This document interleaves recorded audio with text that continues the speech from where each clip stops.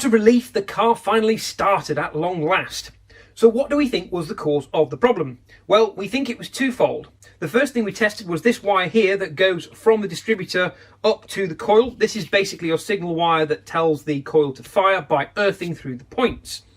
Now, when we first tested this, we were getting a resistance in kilo ohms across this cable, which suggests that the sheathing is breaking down and the copper inside has either got a break in it or is starting to corrode. We did get a slightly better value from cleaning up these terminals, but to be safe, we're going to get rid of this and replace it with a new cable. The other thing we noticed was on the new points, so these are the ones we actually tried fitting initially, you can just see the terminals there where it opens and closes. They were covered in a very light layer of corrosion, we suspect from sitting on a shelf for probably decades. We did actually clean it up with some emery paper, and these points do now provide continuity, but they weren't doing when they're on the car.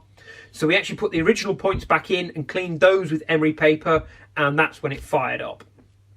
So first job is to basically replace that wire. So I've got some new slightly heavier grade cable than this, and I've got, as you can see here, some new terminals. So we're going to make up a new length of wire, refit that, and then slowly work around the car, replace all the bits we took off, like the air cleaner, etc, etc, and then see if we can back the car out into the sunlight, or grey dull light as it actually is today, and warm the car through and check everything else is running okay.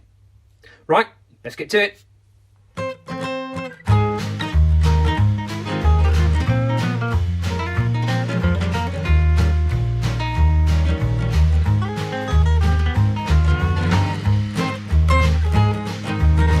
So one last thing to do, you'll notice there's a flat on this ring terminal, whereas these are quite round. So this is just there to stop any accidental shorting to the body of the distributor, because this goes on the distributor end.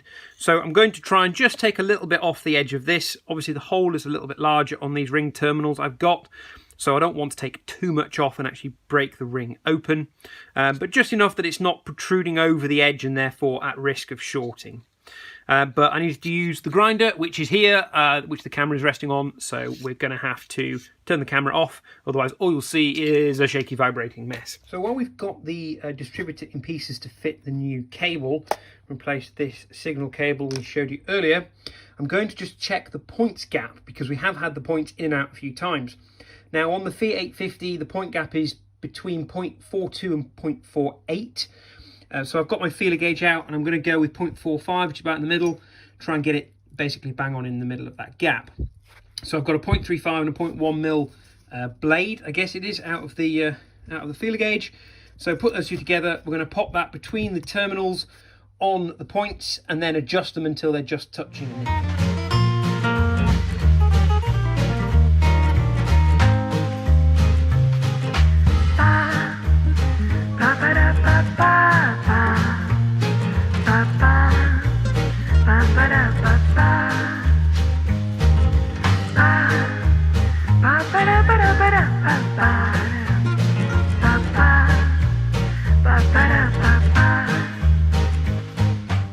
Okay, so we have refitted the new cable from the coil to the alternator.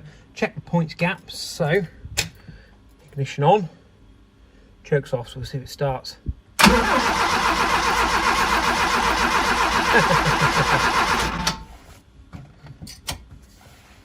What have I done?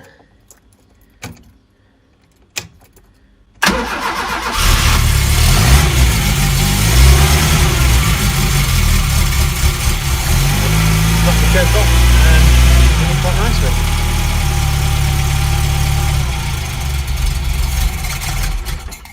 Well, until you flood it. Cool, success.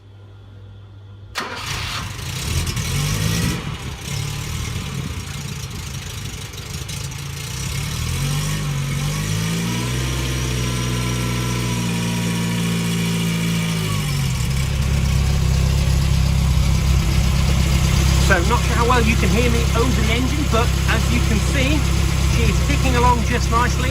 We are about up to temperature, and we're just going to run it warm, see if it's staying cool, whether the thermostat is all open and working.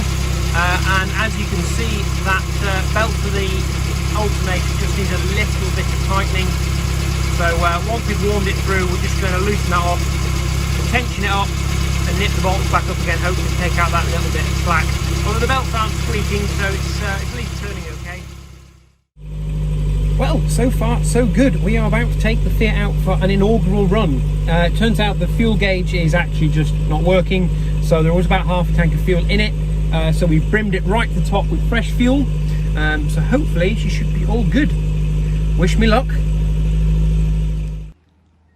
Right, well, we made it home in the Fiat. So now it is time to give it a quick clean. As you can see, it's been dry stored, but it's covered in a horrible layer of dust and muck. And the bright work all looks like it needs a bit of attention. So we're going to throw a bucket and sponge over it, clean it all up, and then spend a bit of time, see if we can get this bright work looking nice and shiny. So a first clean in probably 2-3 years. Looking forward to seeing the before and after.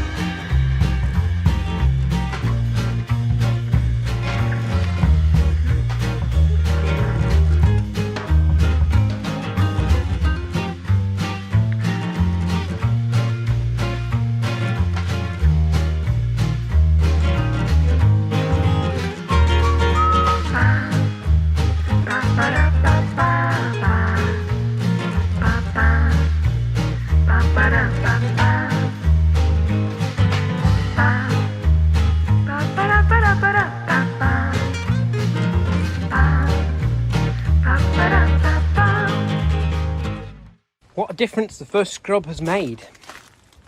It's got rid of all of that underlying dust and dirt. The car has come up really rather clean. Cat.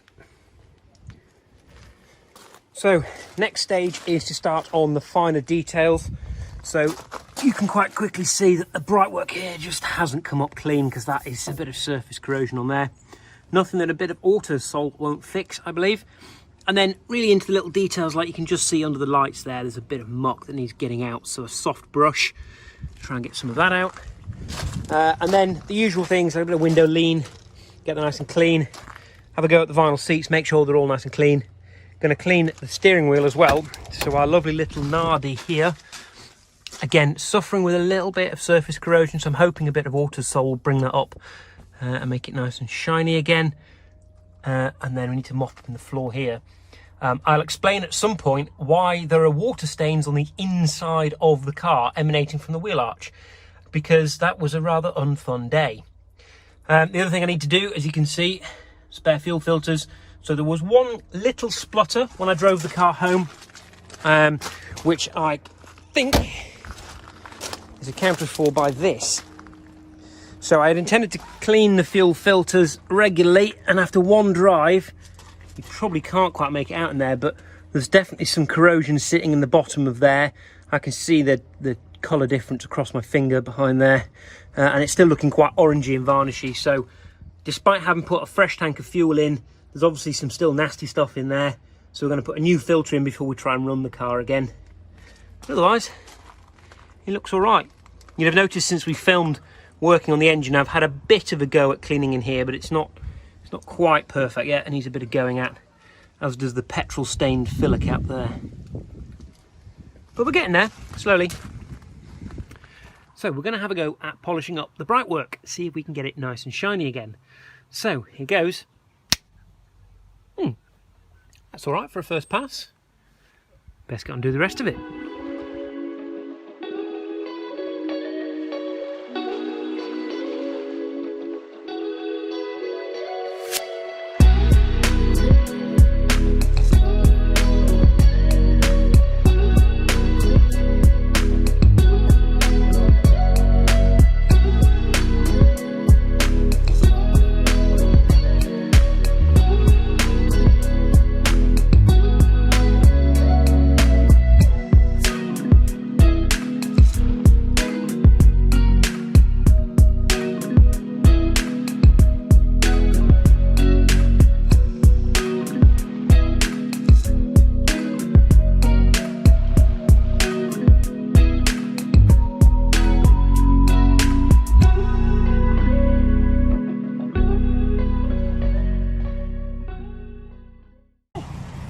Just so you know, Nick will be there now at the front. Right, I'm going to try and leave it seat there. Now, pop the square.